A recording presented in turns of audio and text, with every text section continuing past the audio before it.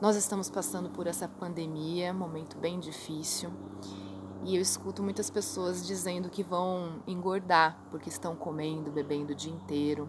E junto conosco estão nossos cães, nossos gatos. E a pergunta é: podemos dar petiscos? A resposta é sim e não. E eu vou explicar por quê. Os animais que comem ração, eles têm uma dieta balanceada. A dieta é composta de carboidratos, lipídios, proteínas, vitaminas e minerais. Estão todos calculados especialmente para o seu animal. Hoje nós temos rações de acordo com a raça, com o tipo de doença. E lá na embalagem tem a quantidade a ser dada por dia, que deve ser respeitada de acordo com a atividade do animal. Então, se o animal é muito ativo, nós damos a quantidade máxima que tem lá na tabela. Se o animal é mais pacato, dorme o dia todo, não se movimenta muito, não gosta de brincar, a gente dá a quantidade mínima. Então, essa é uma média que é feita para eles. Uma dica para quem dá a ração: não deixe a ração disponível o tempo todo. Dê a quantidade diária dividida no número de refeições indicada pelo seu veterinário ou que o seu animal gosta de comer. Então, coloque no pote, se ele comeu, comeu. Se não comeu, retire. Por quê? O contato com a luz, oxigênio, umidade, calor, perde nutrientes. Muitas substâncias oxidam e aí você acha que o seu animal está consumindo e na realidade foram perdidos porque a ração fica lá disponível o tempo todo. Por isso que as rações vêm embaladas em embalagens por dentro bem escuras, né? E a gente deve manter o saco bem fechado, porque o ato de tirar e colocar a mão para tirar a ração também podem se perder muitos nutrientes, ok?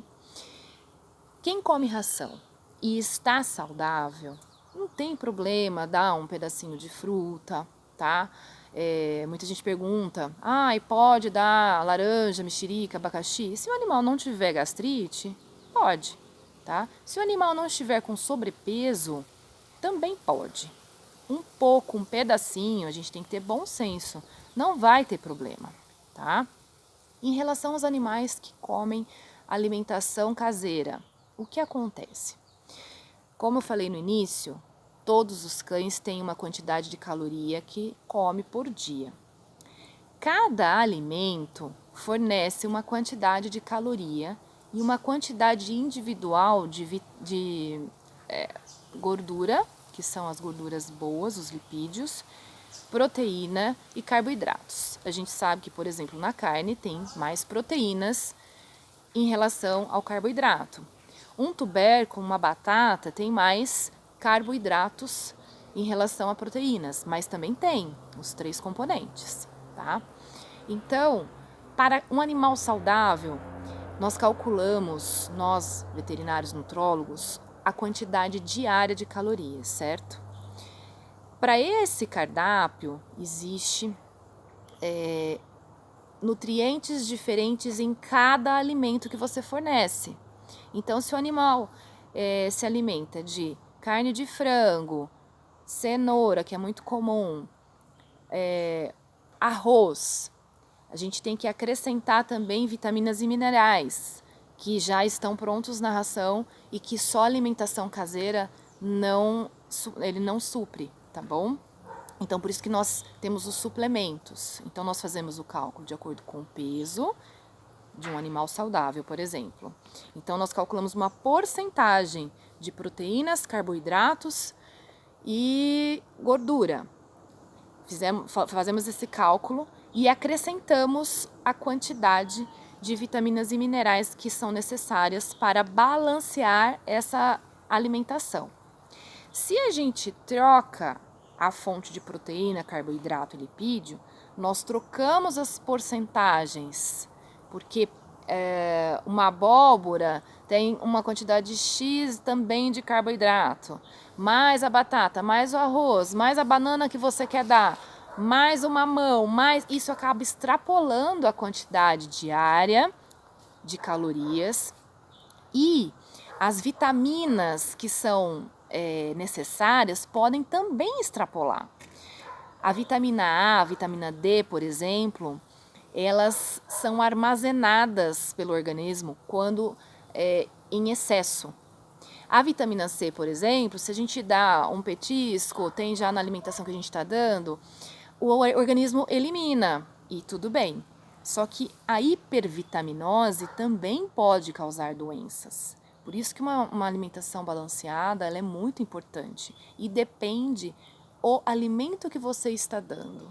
Então, nós temos essa capacidade, nós nutrólogos, de ensinar o que pode dar para qual animal, porque um animal diabético tem uma porcentagem diferente de um animal saudável de proteína, carboidrato e lipídios, que também é diferente de um animal que tem doença renal ou outro que tem doença cardíaca.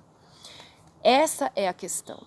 Como que nós abordamos? Na primeira consulta, nós pedimos exames para saber se está tudo ok, se o animal tem anemia, se tem mais cálcio, menos fósforo, mais...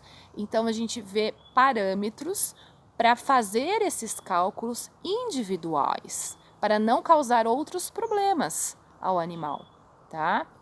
Então, por isso que a gente não pode dar o que quiser para o animal. É lógico que eu já estou descartando. Chocolate, gente, é extremamente tóxico para os animais. Ele tem uma substância que chama teobromina, que pode causar até convulsões. Dependendo do tamanho do animal, se um pincher comer uma barra de chocolate, ele pode vir a óbito, ele pode vir a morrer, falecer. Então, existem muitas coisas que as pessoas têm dúvidas. Ah, eu dou uma carninha, dou não sei o que, mas eu não ponho tempero nenhum. Pode pôr tempero, tá? Cebola não pode, mas o tempero também tem muitas vitaminas. E isso se torna, quanto mais colorida for a alimentação para um animal saudável, né? Um animal que pode comer, pode fazer um rodízio de alimentos. Então, para isso a gente calcula, por exemplo, um cardápio com carne suína para um cão, por exemplo, com peixe, com ovo, com carne bovina, e aí a gente faz um rodízio dos vegetais. E, sendo assim, cada um desses cardápios tem uma quantidade diferente de vitaminas e minerais que a gente acrescenta.